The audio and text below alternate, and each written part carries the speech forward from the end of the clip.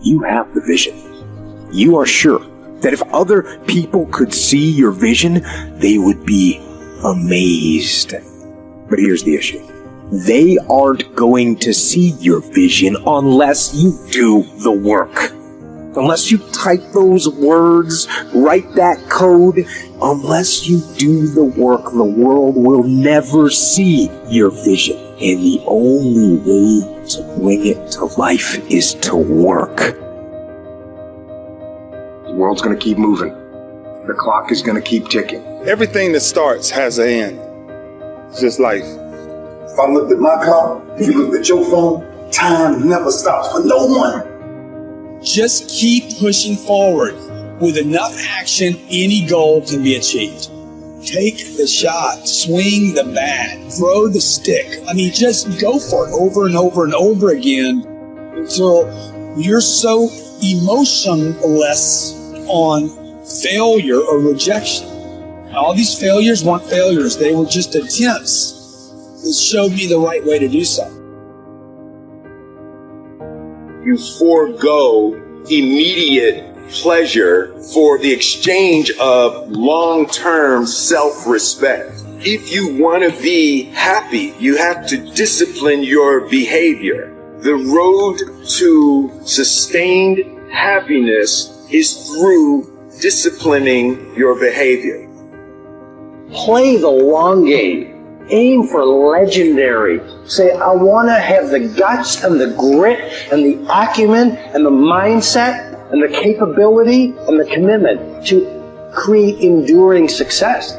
Be the person who is up reading, listening to the podcast, writing in your journal, setting your goals, focusing on your intentions. As you become more successful, become more humble. As you become more successful, work even harder. As you become more successful, care even more about your product. As you become more successful, learn even more. Don't try. Do. Forget about trying. Forget about making an attempt. Forget about testing it out. Although you may not end up in the profession or in the area that you're starting out, you don't want to go halfway. You don't want to just dip your toe in. You want to jump in hard. Do not try. Do. Go hard. It requires a tremendous amount of courage to say, I'm going to give this thing a chance. I'm going to give it my all. And if it doesn't work out, that's okay. But I know that I tried my best. Legends don't settle for being a winner. They strive to be complete domination. Legendary. If you really truly dominate, people are going to see it. They're going to be drawn to you. They will remember your fucking name, because by dominating your life, you will make a profound impact on all of the lives around you. Just winning is not enough. But dominating people who are winning, that's something that'll leave you a fucking legacy.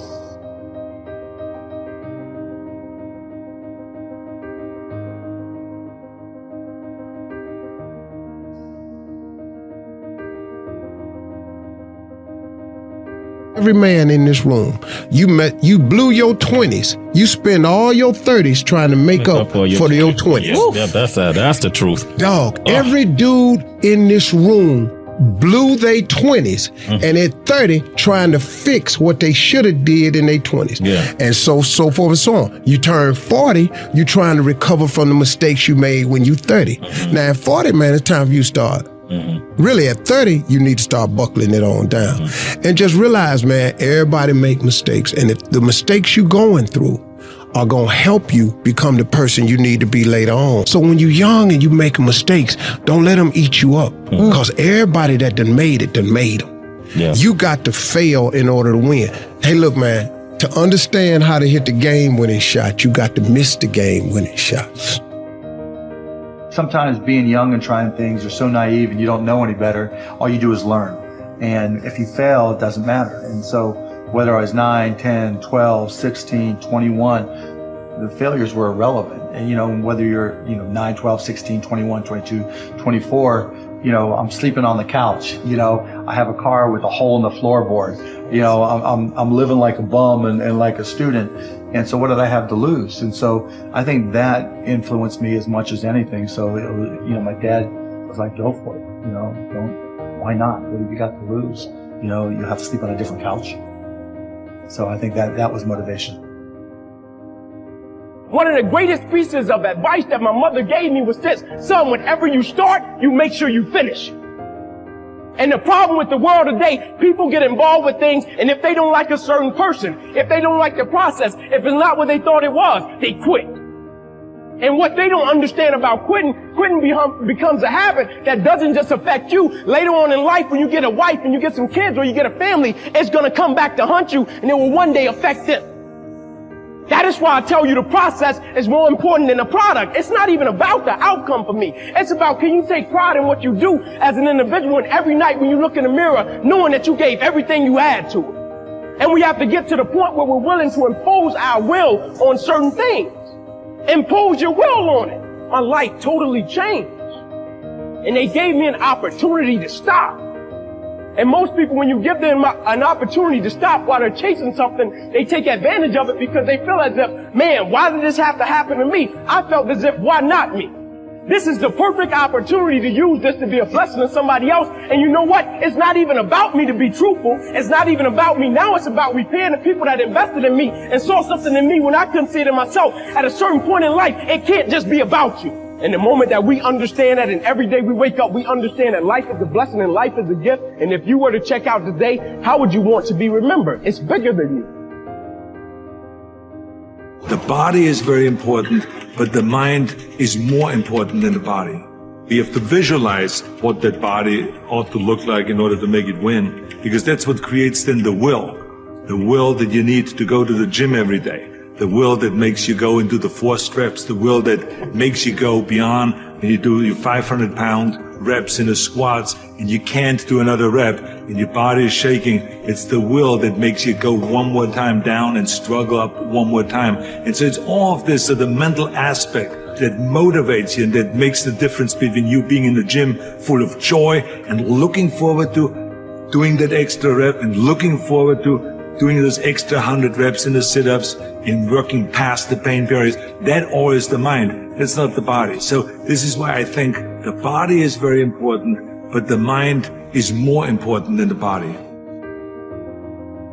Attitude has been called the most important word in any language in the world, because it's our attitude toward our world, toward all the people in it, that will determine the world's attitude and all the people's attitude toward us. It's a simple thing. Most of us know it, but we tend to forget it.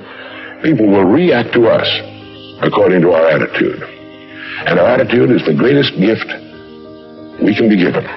The little creatures of the world were given a wonderful gift by Mother Nature called protective coloring, in which they can blend into the background without being seen.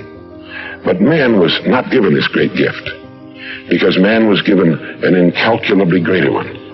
Only man has the godlike power to make his surroundings change to fit him, because his environment will change as he changes. A man's environment is a merciless mirror of him as a human being. And if he thinks his environment can stand a little improvement, all he has to do is improve, and his environment will improve to reflect the changing man. We have to deal in things that we're capable of understanding. And then, once we're over that filter, we have to have a business with some intrinsic characteristics that give it a durable competitive advantage. And then, of course, we would vastly prefer a management in place with a lot of integrity and talent. And finally, no matter how wonderful it is, it's not worth an infinite price.